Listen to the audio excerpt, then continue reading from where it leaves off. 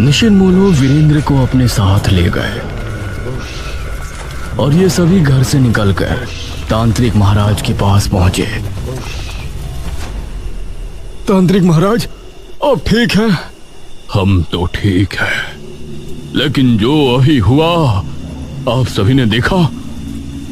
निशिर मोलो उस आदमी को ले गए, लेकिन वो वापस कैसे आ सकते हैं? वो तो चले गए थे ना।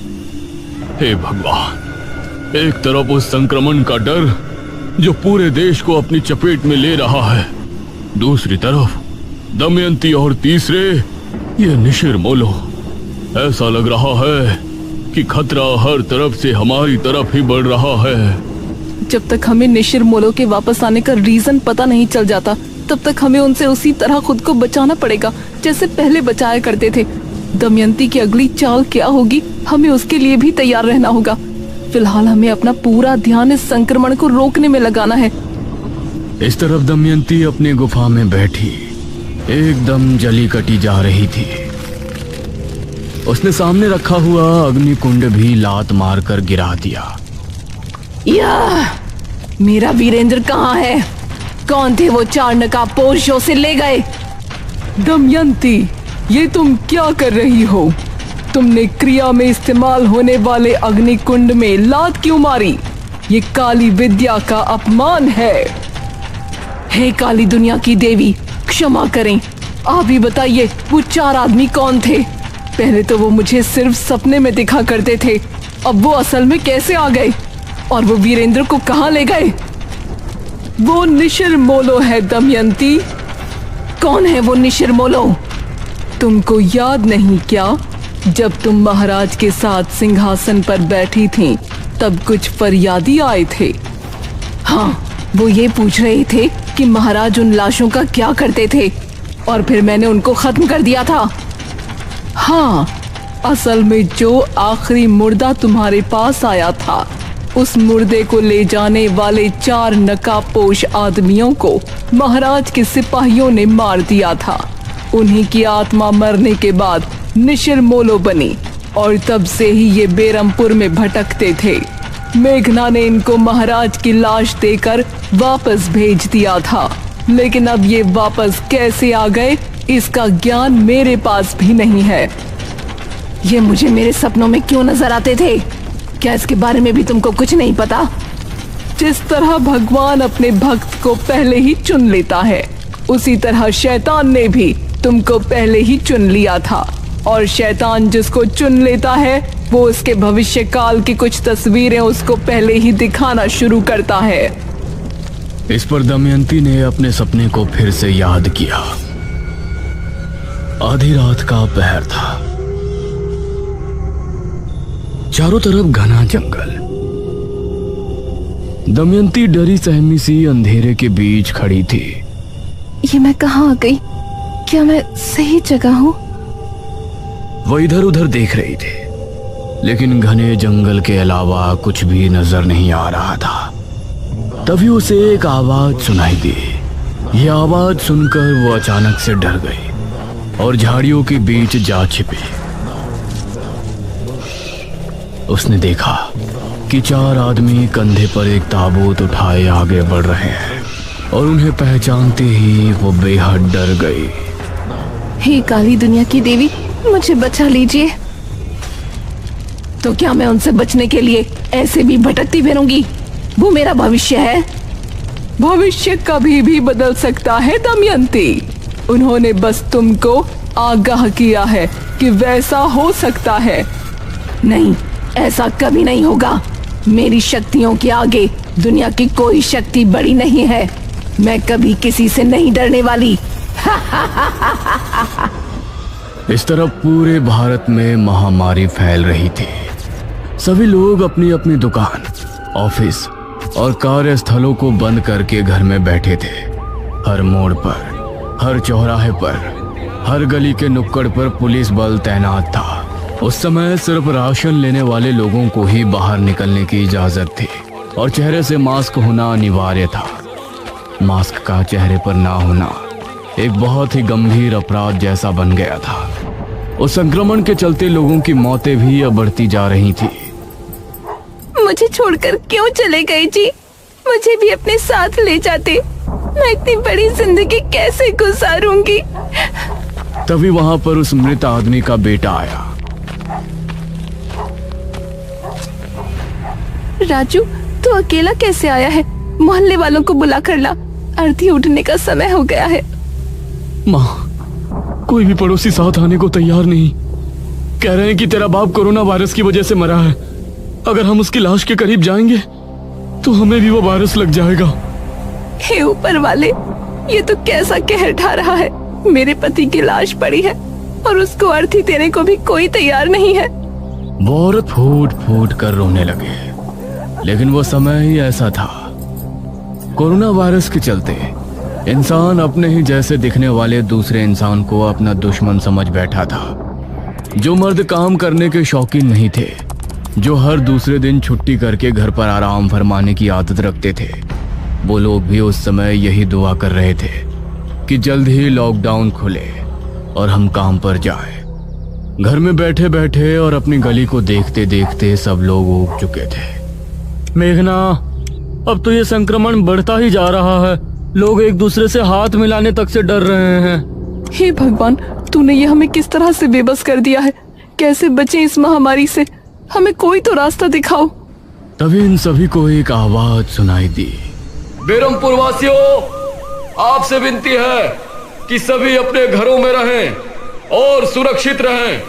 कोई भी बेवजह बाहर ना निकले और जब भी बाहर निकले मास्क जरूर लगा कर रखें। सोशल डिस्टेंसिंग का पालन जरूर करें, वरना अगर हमने आप में से किसी को बिना मास्क के बेवजह घूमते देख लिया तो आपकी खराब हालत के जिम्मेदार आप खुद होंगे।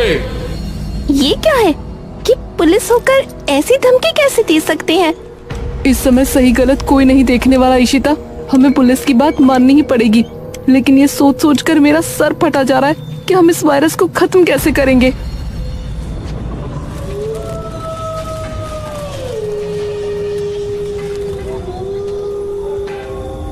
रात के 12 बजे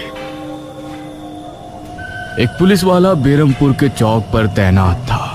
अरे, इतने रात में तो कोई ना आया। अब तो मेरी लाठी भी पड़ी पड़ी ऊब गई है। तभी उसको सामने से एक बाइक आती हुई नजर आई। पुलिस वाला उसको देखकर छिप गया और जैसे ही वो आदमी चौक पर पहुंचा तो अचानक पुलिस वाला उसके सामने आ गया। चल रहे हीरो, बाइक साइड में लगा। वार्निंग देने के बाद भी घूमने का शौक खत्म नहीं हो रहा है ना? अब देख कैसे मैं तेरी कमर का गुंबद बनाता हूँ। ये सुनकर उस लड़के ने पुलिस वाले को अपनी जेब से एक 500 का नोट निकाल कर दिया। जाने दो ना साहब, आते समय भी एक और नोट दूंगा। ये सुनकर पुलिस वाला मुस्कुराया। ठीक है, लेकिन 1 घंटे के अंदर वापस आ जाइयो। बड़े साहब आ गए तो मैं भी कुछ ना कर पाऊंगा। जी जरूर। ये कहकर लड़का वहां से चला गया।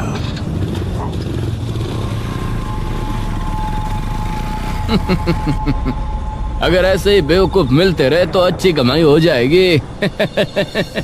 उसी समय गांव में आवाज गूंजने लगी। निशिर मोलो पहले के जैसे ताबूत कंधों पर उठाए बेरमपुर का भ्रमण करने लगे, जिसे सुनकर गांव के लोगों के दिलों की धड़कनें तेज हो गई। हे भगवान, ये निशिर मोलो फिर से वापस आ गए। ये तो निशिर मोलो की आवाज है ना? हाँ, लगता है वो फिर से अपने शिकार की तलाश में निकले हैं। हम में से कोई बाहर नहीं जाएगा।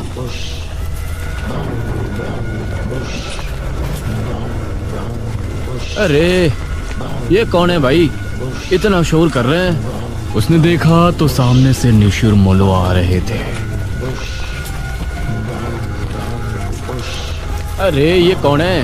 ओहो, पुलिस के डर से रात में अर्थी लेकर जा रहे हैं। कोई बात नहीं, आने दो। इनसे तो सीधे 10,000 लूंगा। वो करीब आए तो उसने देखा कि उनके चेहरे पूरी तरह से ढके हैं।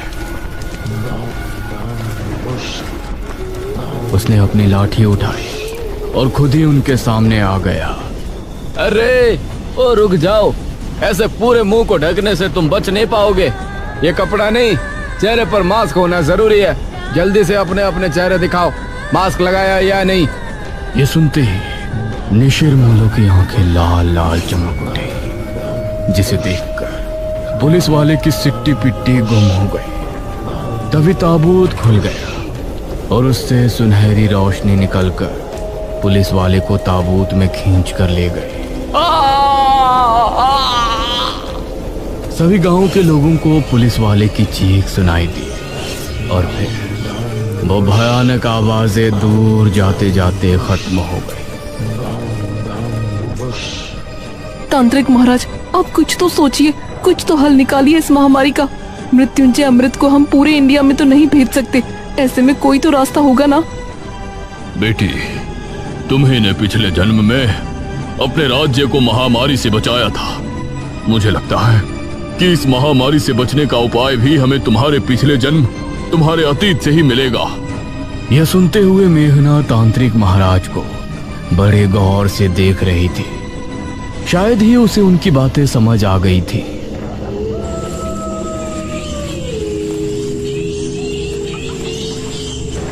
रात करीब 2 बजे के समय मेघना ने खुद को जंगल में पाया। वो धीरे धीरे आगे कदम बढ़ा रही थी। उसके चेहरे पर कोई भाव नहीं था। तभी उसके सामने दमयंती आ गई।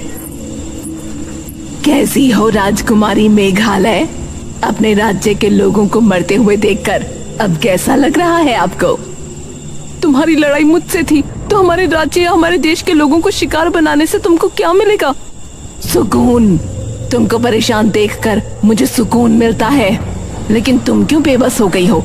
अब तो तुम भी नई हो, जमाना भी नया है। बचाओ अपने इस राज्य को, अपने देश को। क्या अब कोई सिद्धि नहीं बची जो तुम इससे सबको बचा सको? यह सुनकर मेघना ने अपनी नजरें झुका ली और दमयंती गायब हो गई।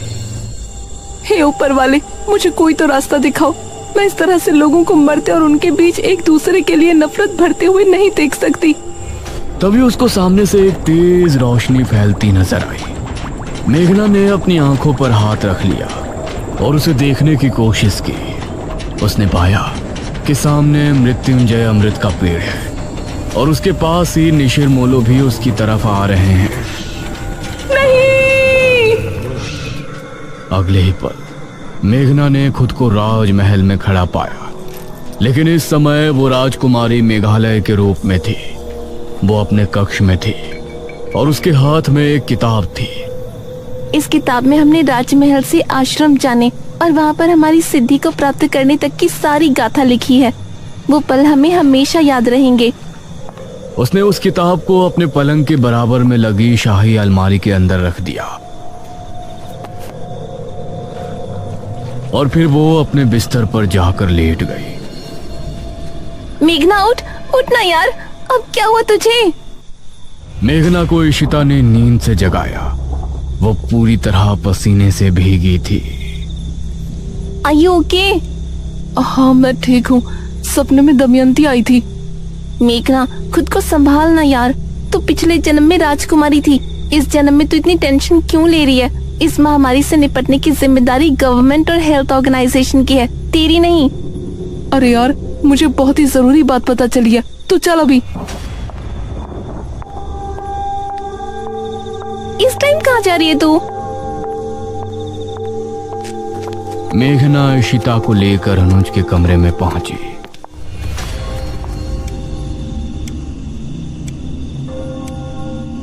अनुज, जल्दी उठो। अनुज आंखें मलता हुआ उठ बैठा।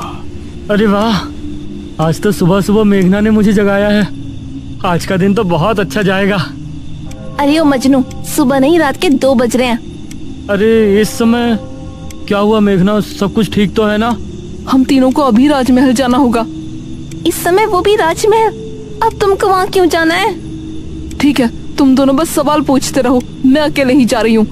ये कहकर मेघना कमरे से निकलने लगी। अरे रुको, मैं भी चल रहा हूँ यार। इशिता और अनुज भी उसके पीछे हवेली से निकले और ये अब तीनों राजमहल की तरफ रवाना हो गए। मेघना बहुत तेज तेज कदम बढ़ा रही थी और 20 मिनट चलने के बाद राजमहल इनके ठीक सामने था।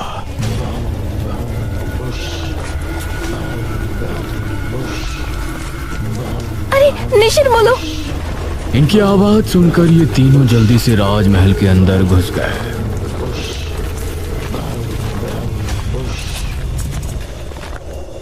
थैंक गॉड, मुझे तो लगा था कि आज हम गए। मेरे साथ आओ। मेघना अपने कक्ष में पहुंची।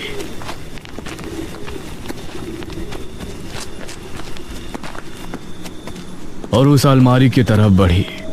उसने अलमारी खोलकर उसके अंदर देखा तो वो किताब अभी भी वहीं रखी थी। थैंक गॉड, ये किताब अभी यही है। क्या है इस किताब में? पिछले जन्म में जब मैं राजकुमारी मेघालय मृत्युंजय अमृत के पेड़ को उगाने वाले बीज की सिद्धि हासिल करने गई थी, तो उन्होंने वहां जाने से लेकर वापस आने तक की सारी दास्तान इसमें लिखी थी। मुझे लगता है इसके जरिए हमें ये पता लग सकता है कि इस महामारी जिसे लोग कोरोना वायरस कह रहे हैं, उससे कैसे बचा जा सकता है। हे भगवान, अब एक और किताब। चलो अब घर वापस चलते हैं, ठीक है? या इसको पढ़ना भी यही है? हाँ चलो।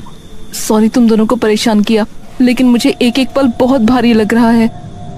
कोई बात नहीं राजकुमारी मेघालय, हम तो आपकी प्रजा है। जो आप आज्ञा देंगी उसको फौरन मान लेंगे। ये तीनों अब वापस घर के लिए निकल गए, लेकिन अभी भी इनको दूर से निशिर मोलो की आवाजें सुनाई दे रही थी। इस तरफ दमयंती गुफा से निकली। बहुत गुस्सा आ रहा है। आज तो मन कर रहा है इकट्ठा कई लोगों का खून पी लूं। एक चौराहे पर दो पुलिस वाले बैठे थे।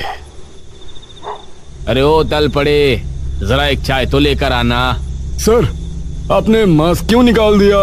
अरे तू मुझे ज्ञान दे रहा है? दरोगा हूँ मैं, दरोगा। तभी इन दोनों को सामने से एक पायल की छन छन सुनाई दी। अरे ये कौन मंजुलिका निकल आई लॉकडाउन में घर से बाहर? इन दोनों ने गौर से उसे देखा तो पाया वो लड़की दमयंती ही थी। उसकी खूबसूरती देखकर इंस्पेक्टर की आंखों में अजीब सा नशा उतर आया। ए, कहाँ जा रही हो मैडम? पहली बार मेरा खुद अरेस्ट होने का मन हो रहा है। क्या भला की खूबसूरत हो तुम। अगर तुम लोगों को अपनी आज की रात यादगार बनानी है तो मेरे पीछे आओ। ये कहकर दमयंती मुस्कुराई और फिर झाड़ियों के पीछे चली गई। अरे वाह, मुझे तो आज की रात सारी जिंदगी याद रहेगी। इंस्पेक्टर भी झाड़ी के पीछे चला गया और अगले ही पल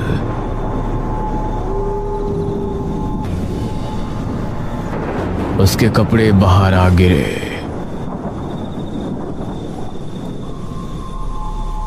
वाह, आज तो सर की ईद और दिवाली एक साथ मन गई।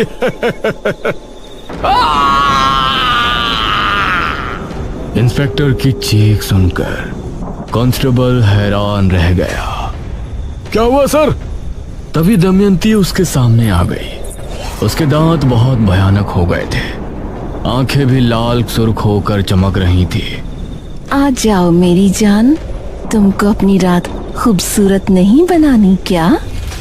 ये कहते हुए दमयंती ने कांस्टेबल को कसकर गले लगा लिया और उसकी चीख फिजा में गूंज गई।